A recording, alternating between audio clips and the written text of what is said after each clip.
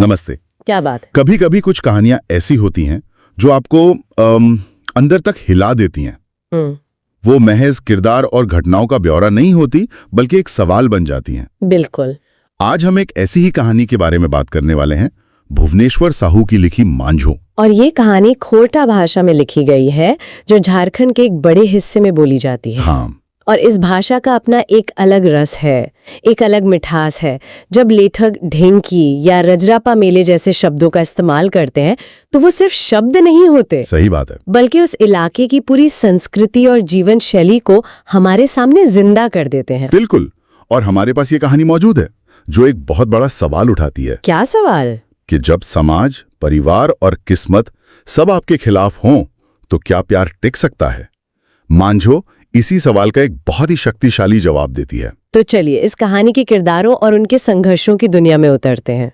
हाँ, तो इस कहानी को समझने के लिए हमें इसके दो मुख्य किरदारों को समझना होगा, मांझो और विनोद। हाँ, मांझो एक 18 साल की चंचल लड़की और विनोद 21 साल का नौजवान। दोनों की शादी तय हो चुकी है और दोनों एक दूसरे को पसंद भी करते हैं। सब कुछ परफेक्ट लग रहा है। लग तो रहा है, लेकिन यही कहानी में पहला पेंच आता है, और वो है विनोद का बाप, गणपतिया। अच्छा। ये किरदार सिर्फ एक पिता नहीं है, बल्कि उस समाज की सोच का प्रतीक है जो रिश्तों को भी नफे नुकसान के तराजू में तोलता है। मतलब लालच? हाँ, और ये लालच सिर्फ गणपतिया के किरदार तक सीमित नहीं है।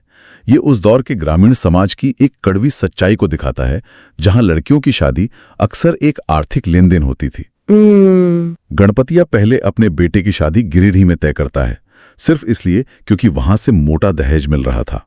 उसे इस बात से भी फर्क नहीं पड़ता कि लड़की की उम्र विनोद से ज्यादा है। लेकिन विनोद वहां पर एक स्टैंड लेता है, वो साफ मना कर देता है। बिल्कुल। ये हमें उसके किरदार के बारे में पहली चीज बताता है कि वो सिद्धांतों वाला है। बाद में जब वो रजरप्पा मेले में मांझो को देखता है, चूड़ियों और टिकली की दुकानों पर, हाँ, एक चिड़िया की तरह चहकते हुए, तो उसे पसंद कर लेता है। और ये पसंद महज सतही नहीं थी।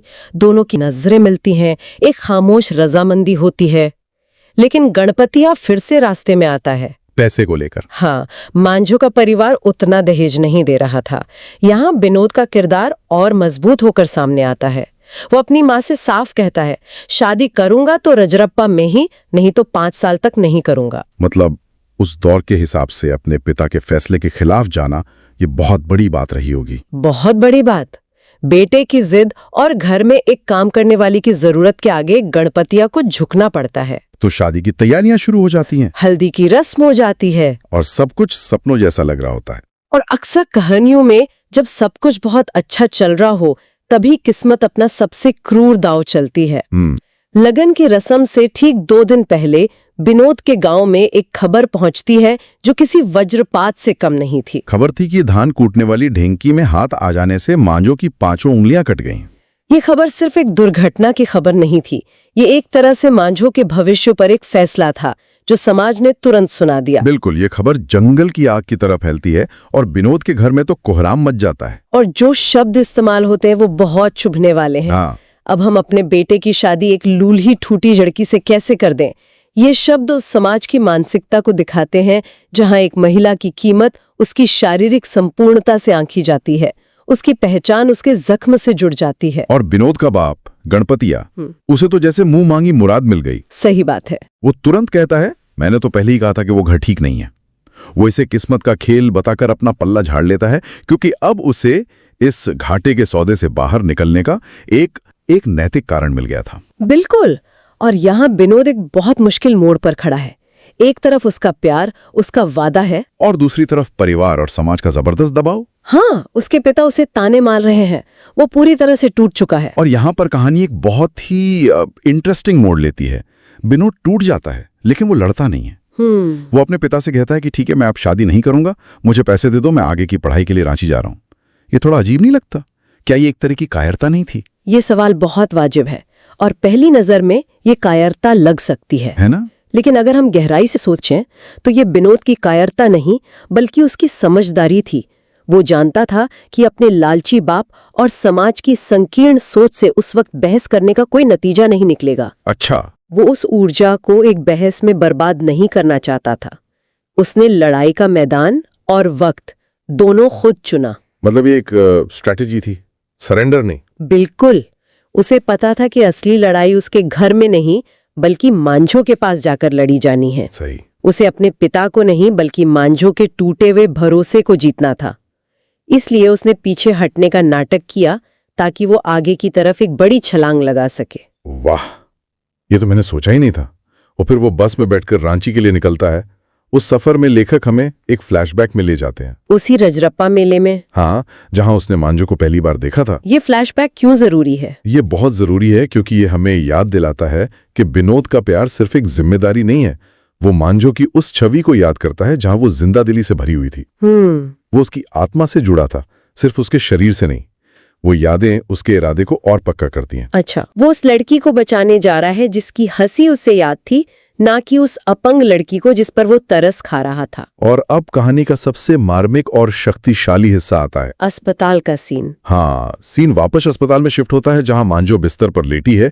चारों तरफ बाहरी सन्नाटा है, लेकिन उसके अंदर एक तूफान चल रहा है। वो उस भयानक पल को याद कर रही है, कैसे ढेंकी में उसका हाथ आया, कैसे उसकी उंगलियां कट गईं, और उसके मन में बस एक ही ख्याल है, अब तो मेरी शादी टूट जाएगी, मेरी जिंदगी खत्म हो गई। वो समाज का फैसला अपने ऊपर लागू कर चुकी है, वो खुद को एक बोझ मान चुकी है। और फिर उसी निराशा के अंधेरे में एक आवाज गूंजती है, मांझो। वो आंखें खोलती है और उसके सामने विनोद खड़ा होता है। एक पल के लिए तो उसे यकीन ही नहीं होता। और उसका पहला रिएक्शन क्या होता है? वो शर्मिंदगी और दुख से अपना कटा हुआ हाथ अपनी साड़ी के पल्लू में छिपाने की कोशिश करती है। बिल्कुल। वो जख्म जो अब उसकी पहचान बन चुका है, जिसे वो दुनिया से छिपाना चाहती है, खासकर उस इंसान से जिससे वो प्यार करती है। और विनोद जो करता है वो इस कहानी का दिल है। हाँ, वो उसका वही कटा हुआ हाथ पकड़ता है जिसे वो छिपा रही थी और उसे चूम लेता है। ये सिर्फ एक रोमांटिक जेस्चर नहीं है, ये एक क्रांति है। क्रांति, हाँ। उस समाज में जहां उसके जख्म को एक कलंक और एक कमी माना जा रहा था, विनोद उसे सम्मान का प्रतीक बना देता है। सही बात है। वो उसके दर्द को चूम रहा है, उसकी हिम्मत को चूम रहा है, और समाज की छोटी सोच पर एक तमाचा जड़ रहा है। वो बिना कुछ कहे ये कह रहा है कि तुम जैसी भी हो, मुझे कबूल हो। मांझो रोने लगती है और विनोद उससे दिलासा देता है, चुप रहो, हम शादी करेंगे तो तुम्हारे ही संग।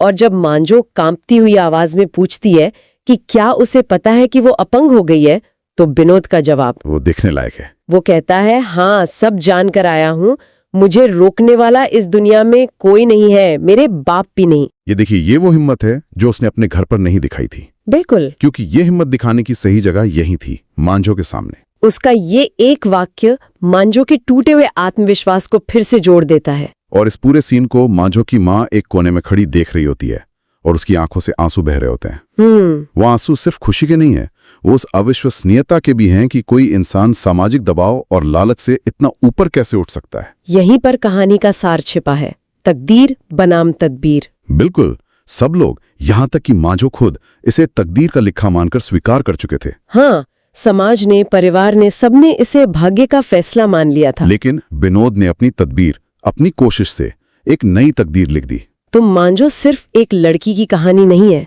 बल्कि ये विनोद के साहस की कहानी है। प्रेम की उस ताकत की कहानी है जो सिर्फ भावनाओं पर नहीं बल्कि एक्शन पर आधारित है। हाँ, ये दिखाती है कि कैसे एक व्यक्ति का दृढ़ संकल्प किसी की टूटी हुई जिंदगी को फिर से संवार सकता है। हाँ, और मैं इसमें एक बात और जोड़ना चाहूंगी। बताइए। ये कहानी सिर्फ प्रेरणा नहीं देती, ये हमें असहज भी करती है। ये हमें सोचने पर मजबूर करती है कि अगर हम विनोद की जगह होते या उसके परिवार की जगह होते, तो क्या हम वाकई इतना बड़ा कदम उठा पाते? ये बहुत बड़ा सवाल है। भुवनेश्वर साहू ने खोरठा की मिठास में एक बहुत कड़वा और जरूरी सवाल हम सबके सामने रखा है। और ये कहानी सुनने वालों के लिए एक सवाल छोड़ जाती है। आज के दौर में जब रिश्ते भी प्रैक्टिकलिटी और प्रोज एंड कॉन्स की लिस्ट पर तय होते हैं, क्या विनोद जैसा प्यार जो किसी फायदे नुकसान की परवाह नहीं करता सिर्फ एक किताबी ख्याल है या आज भी मुमकिन?